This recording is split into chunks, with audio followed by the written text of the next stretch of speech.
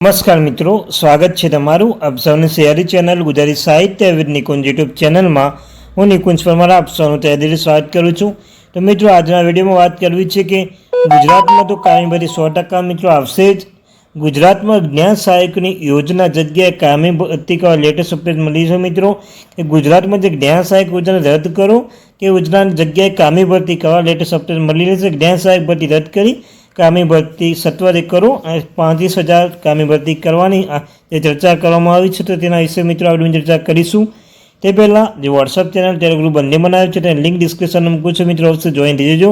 તમને આ ચેનલ પર શિક્ષણ જગતની હરેક માહિતી મળતી છે. કોઈ ભરતી આવે, પરિપત્ર જ્ઞાન સહ વિદ્યાસા કોઈ અપડેટ આવે તો તમે જાણ કરવામાં આવશો. ચાલો વિદ્યાર્થી મિત્રો વધારે સમયને બગાડતા આજે વિડીયોની શરૂઆત કરું છું.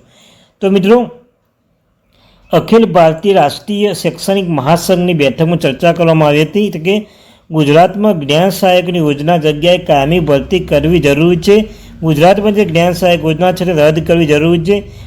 અને બીજા પણ મુદ્દાઓ જે ચર્ચા કરવામાં આવે છે, જૂની પેન્શન યોજના હોય, એ સ્ટેટના બદલે નિયમો સહિત પ્રશ્નો ઉકેલ કરવા માટે મિત્રો બેઠકની શરૂઆત 1 એપ્રિલ 2005 નિમણૂક પામેલ શિક્ષક તથા કર્મચારી જૂની પેન્શન યોજના સમાવેશ બહાર પડે તો ઉગ્ર માંગ કરવામાં આવી હતી. તો સાથે સાથે મિત્રો તમે જોઈ શકો છો જે છે લેટેસ્ટ અપડેટમાં કે ડૉક્ટર કુબેરભાઈ ડિંડોર ચેમ્બર અખિલ ભારતીય રાષ્ટ્રીય શૈક્ષણિક મહાસંઘ રાષ્ટ્રીય સચિવ પ્રાથમિક સંઘ ગુજરાતના પ્રાંત અધ્યક્ષ ભીખાભાઈ પટેલના નેતૃત્વે વિવિધ પડતા પ્રશ્નો અંગે રજૂઆત કરી હતી, ચર્ચા વિચાર કરવામાં આવી હતી.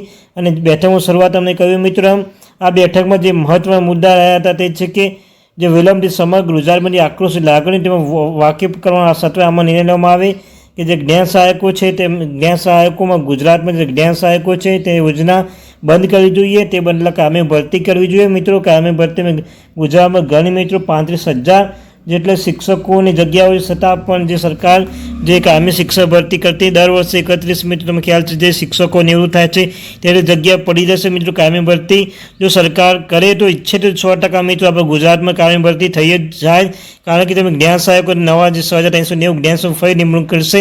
જો મિત્રો આવું ના આવું થશે તો આપણા ગુજરાતમાં કાયમી શિક્ષકો જોવા મળશે નહીં. તે બદલ મિત્રો અખિલ ભારતીય રાષ્ટ્રીય શિક્ષકની મહાસંઘની બેઠક ચર્ચા કરી, તો ચર્ચા કરીને આવેદનપત્ર પણ આપ્યું છે. તો મિત્રો હવે શું દેખા જાય શું થશે. આ જે જૂન મહિનો છે તેમાં કોઈ અપડેટ આવશે મિત્રો. 2,750 વિદ્યાર્થીની ભરતી છે તેની પણ કોઈ અપડેટ આવે તો જાણ કરવામાં આવશે. ચેનલ સબસ્ક્રાઈબ કરવાનું ભૂલશો નહીં.